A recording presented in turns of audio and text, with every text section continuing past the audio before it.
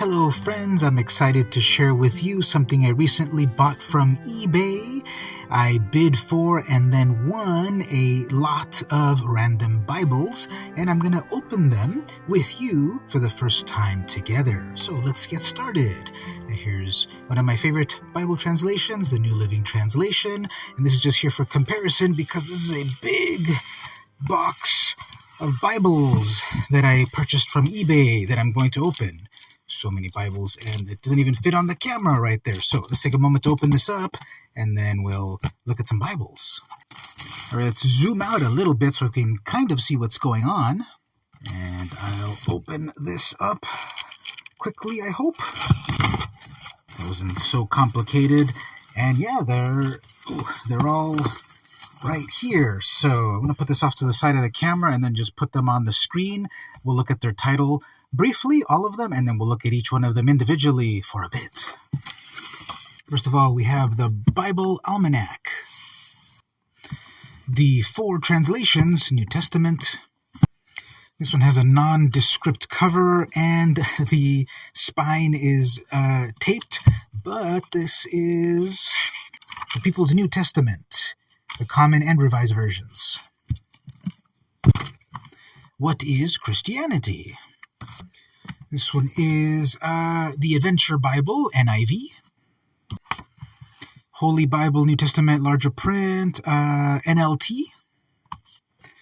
This is the Spiritual Sword, Volume 35, January 2004, number 2. NIV New Testament. Another NIV New Testament, large print. Another NIV, probably the full Bible. And lastly, a commentary on the Gospel of John. All right. So we'll readjust a little bit here and just go backwards and a little bit more in detail. So this very first one. Okay, so when I bought this lot, I was bidding on it, and I thought it was very interesting. I really like when you pick up a lot of Bibles, a random assortment of Bibles. You get some interesting stuff here and there, such as a commentary on the Gospel of John. This is by David Lipscomb in 1966. So this is, basically the 1966 update to the 1939 commentary on the Gospel of John. So it's the complete Gospel of John with commentary. Let's see how this goes. We have an introduction about the writer. We've got already some notes from the previous owner, why this was written. Okay, background information, then the commentary. Part first, preliminary ministry, John 1:1 to 4:54. Section 1, his public introduction by John, etc. Okay, so we are seeing breakdown of every line word by word. I love this. In the beginning was the Word, and all of that commentary just on that. This is a term used in reference to the creation, reference Genesis 1:1, and refers to the original creation of matter. But inchoate, what is that word? Inchoate in what is usually known as the 6 days creation. Yeah, so I love Bible commentary, and this is very deep commentary on just the book of John. Let's then, of course, jump to John 3:16 and see that commentary a bit. So remarks on the missing of Jesus and the sin of unbelief. For God so loved the world that he gave his only begotten Son, that whoever believeth on him should not perish. God showed his love to the world to free man, the head of the world, by giving his Son to die for the world. So yeah, this is just deep Bible commentary on one of the most fascinating books of the New Testament, the one I think most people read, right? Tell me in the comments, which of the 4 Gospels do you read most often? And I think John is the most read, probably second place Luke, then Matthew, then Mark. Or am I wrong? Do people read them in order? Most often Matthew, then Mark, then Luke, then John. Personally, I prefer, when I reread the New Testament, I prefer to start with Mark, because it was written first, and then go back and read Matthew, then Luke. Then sometimes I think about jumping over to Acts, because Luke and Acts were written by the same author, and then finish with John. Or just do all the Gospels, and then go on to Acts and the rest. But anyway, this was our first book here out of our lot. Let's move on to the next one. We saw that we got some various NIV translation, New International Version. Oh, I forgot to see what version this one was using, probably King James. But we have definitely here then an NIV. And so this was never filled in by anyone, never remarked by an individual person. And I'm always interested in what are the copyrights. This one's a 2011 printing of the NIV, latest version 2011. And I always like when there's a little bit of introductory material besides the word. It's always enjoyable. Okay, guide to the books. It's a complete Bible. It's a pretty compact book, not quite pocketable, but compact to go with you. And I've seen other NIVs that have this particular breakdown of things. Israel's covenant history, wisdom and songs, prophets, stories about Jesus, also known as Gospels, letters from Paul, staying in the faith, Hebrews, wisdom with James. Oh, interesting how they wrote it there. These, of course, are the Catholic letters, or the letters to everyone. We've got the pastoral letters, not fully divided here. And then, okay, letters from other leaders, and then finally, Apocalypse. And they got some maps and the like, classic maps, of course. Got some art here that you can color yourself, and then we start with Genesis. This one has been remarked actually by someone. They never put their name at the beginning here, but they've marked the important passages such as, "Then God said, let us make mankind in our image, in our likeness, so that they may rule over the fish in the sea, and the birds in the sky, over the livestock, and all the wild animals, and over all the creatures moving along the ground."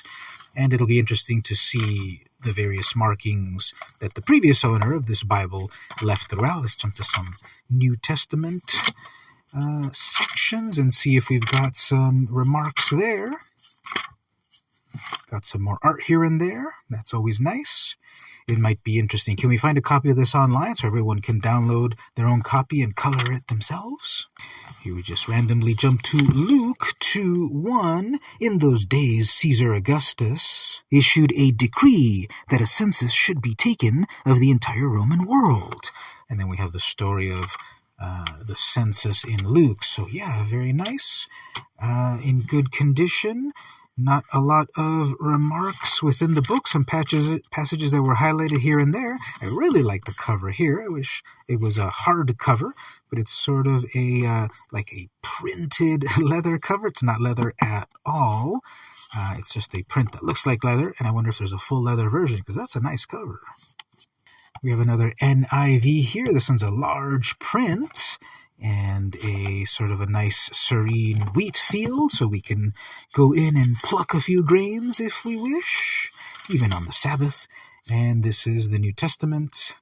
This one's coming from 2011. It's the large print. You have our introduction, preface for the translation from the translation committee, and then we have the word. And yeah, large print. We have notes at the bottom. Some manuscripts say 12, designating them apostles. That, of course, comes from Jesus calling the apostles. Jesus went up on a mountainside and called to him those he wanted, and they came to him. He appointed 12 that might be with him, that he might send them out to preach and have authority to drive out demons.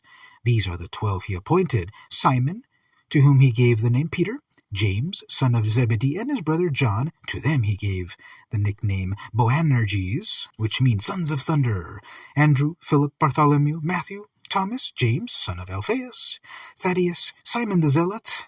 Other translations also Judas, Simon the Zealot, and Judas Iscariot, who betrayed him.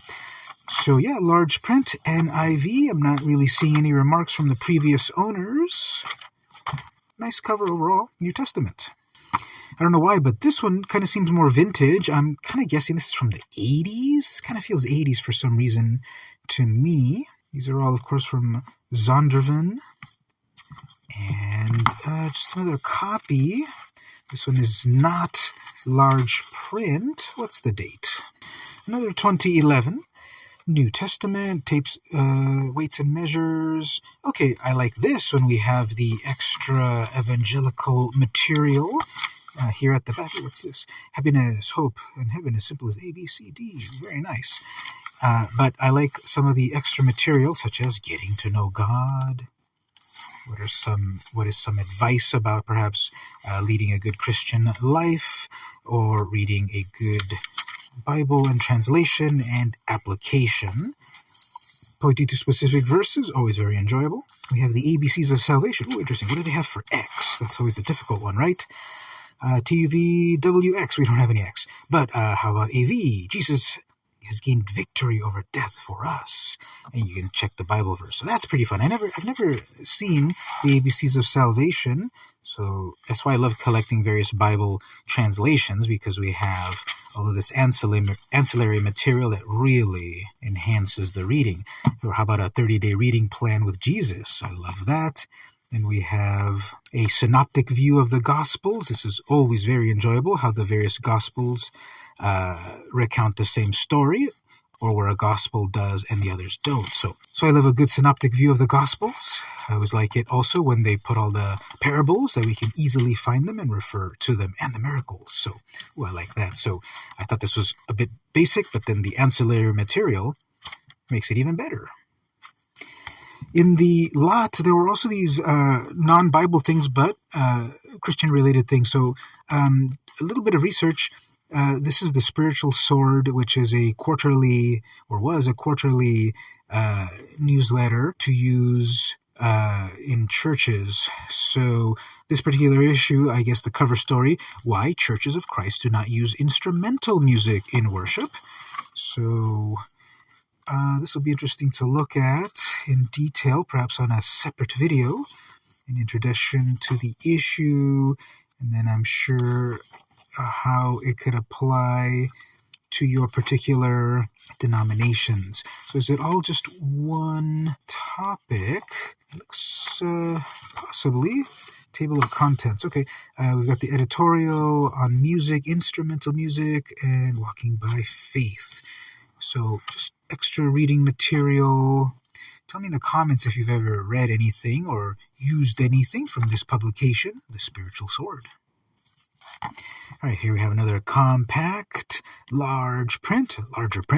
We have an NLT translation. NLT is probably my favorite translation of all. I've got the pink Bible that I showed earlier there. That was the most recent Bible that I bought, and I read the whole New Testament. And the translation's enjoyable, and so are the footnotes. So this one's also got this ancillary material that makes the reading enjoyable and more personal. We've also got the Where Can I Find? I always enjoy those. Goes directly to the Beatitudes, the chapter on faith, great stories of the NT, great verses to memorize, very enjoyable. And then the Word. No footnotes, which is very disappointing, because again, more knowledge is more good, bad grammar aside. So I would always prefer to have notes in a translation. Do they put them all at the end? Nope. But it is my favorite translation, the NLT. And now with my eyesight getting worse, the larger print is always nice. All right, so here we have, I think this is a leather. Yeah, it's bonded leather. Here we have another NIV. This is the Adventure Bible. I have a children's Adventure Bible that I enjoyed, and this cover feels very nice. Bonded leather, done right, always feels nice. Very nice end papers here. Oh, we got a lot of personal information there. I'll have to block out some of this so I can see it, but you can't. And okay, the person's previous name and address and phone number. Okay, we don't want to show that. A verse from Corinthians, and there's a date here, 1992. This is a 1989 translation of the NIV.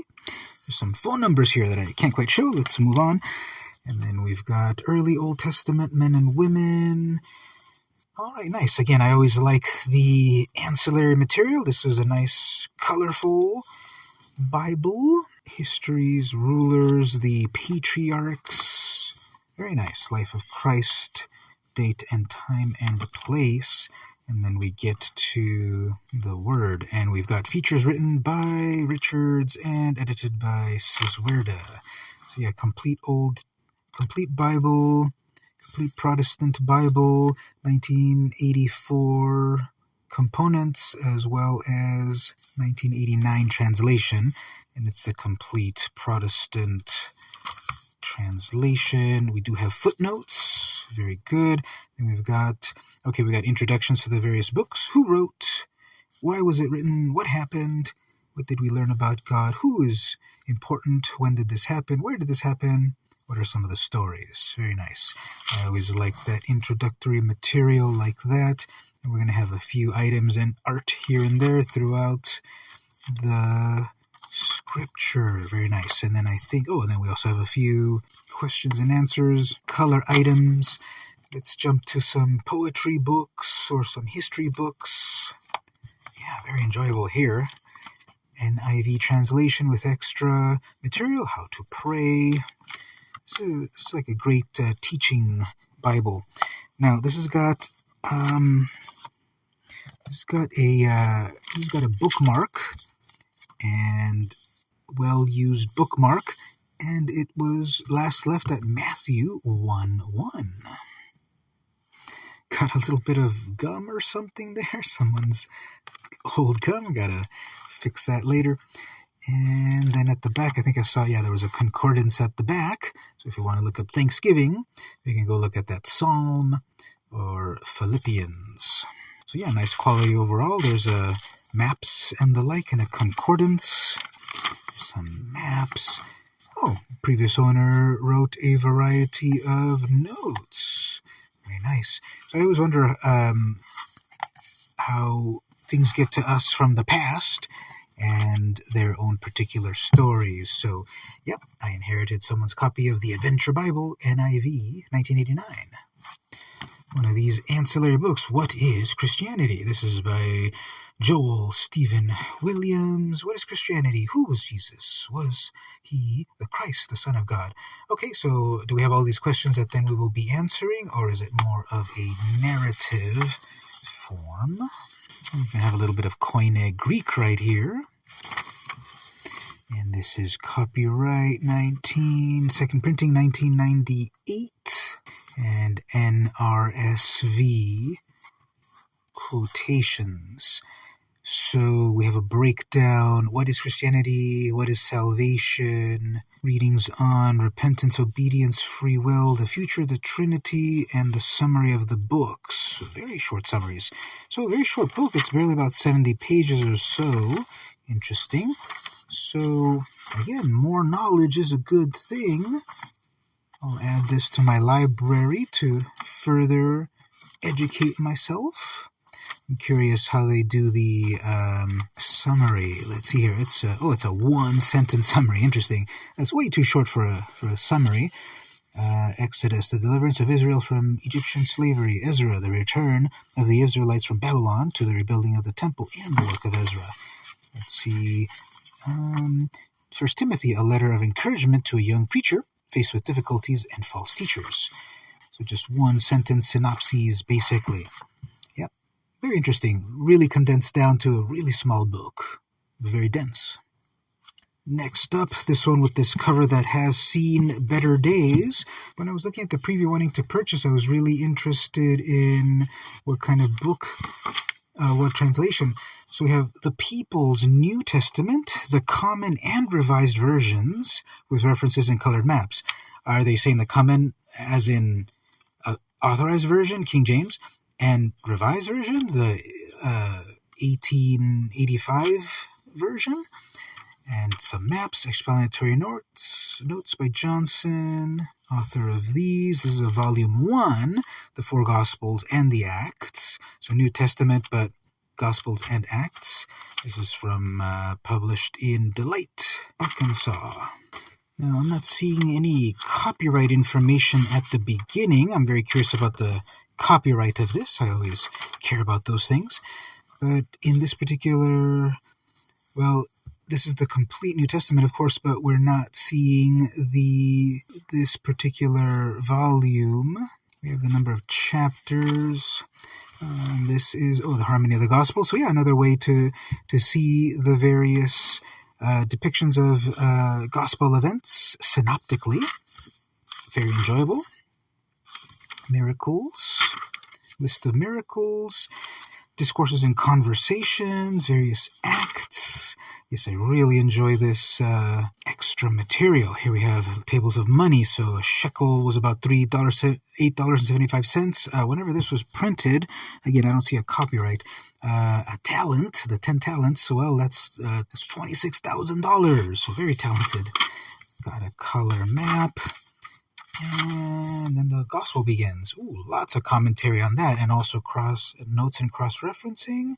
Revised version. So we have a summary. At the very beginning, we I have to double check if this is King James version and then revised version. So we got parallel, we got in Bible. I enjoy that. Then a lot of deep commentary. Very good. Let's go look at Matthew 4. And here we can definitely tell if King James language. So we have the chapters. Chapter 4, temptation. We got the summary. Then was Jesus led up of the Spirit into the wilderness to be tempted of the devil. And when he had fasted 40 days and 40 nights, he was afterwards an-hungered. So yeah, that's King James language. And then we've got the revised. Then was Jesus led up of the Spirit into the wilderness to be tempted of the devil. And when he had fasted 40 days and 40 nights, he afterwards hungered. So the more modern, I believe the 1880s revised version. Then our commentary here. Mark says he was driven of the Spirit, a phrase that indicates a sudden and forcible impulsion into the wilderness. Tradition has placed the scene of Christ's temptation in the part of the wilderness of Judea, which lies between Jerusalem and the Dead Sea, particularly the mountain Quarantina. Yes, so very enjoyable. I'm seeing this already. I really enjoy the commentary. Oh, and then we've also got the references, Bible references. Now, the problem, of course, is, I want to go check the comparison over with 2 Samuel chapter 19, verse 22, but this is only a New Testament. It's only volume 1 also. So if I want to go see what we're saying over in Romans, well, I need volume 2. So I definitely appreciate the cross-referencing, but this is part 1 of only the New Testament. And it's relatively large, so it would have been 5 times larger if it was the complete Bible. Let's see, curious at the back. We have Revelation, of course. So we have the one sentence with deep commentary, because again, Revelation is a very difficult book to fully understand. So that's fascinating. And that's why this book is so big. Even if it's just the New Testament, it has a lot of commentary. And here we have how these are quoted amongst each other, cross-referencing quotations, I suppose. Cities and towns, chronology. Oh no, why did you put the tape right there? I don't think I'll be able to get that off. And it is strong tape. I've been dabbling with book rebinding. So I might try to rebind this Bible and save it for future generations. Yeah, I might rebind this at some point. So anyway, yeah, this is a interlinear Bible with deep commentary. Love it. Next up, well, speaking of interlinear, how about 4 translation, parallel edition? We have KJV, NASB, a translation by Williams, and Beck. So very uncommon translations, right? This is New Testament in the language of the people and New Testament in the language of today. But yeah, this also feels vintage. This feels like 70s. This feels like a 70s translation. Let's see here. Oh, it's even older, 1966.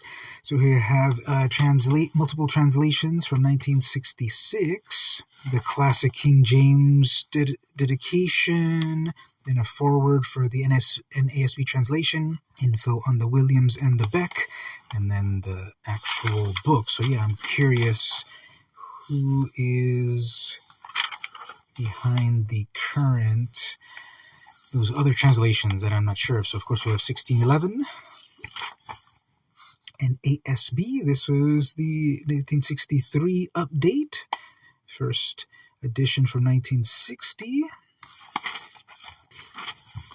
Always check out your translator notes if you have a less common one, such as Charles William, 1937 translation, 1965 copyright renewal. So, okay, we have a 1937 translation by Williams.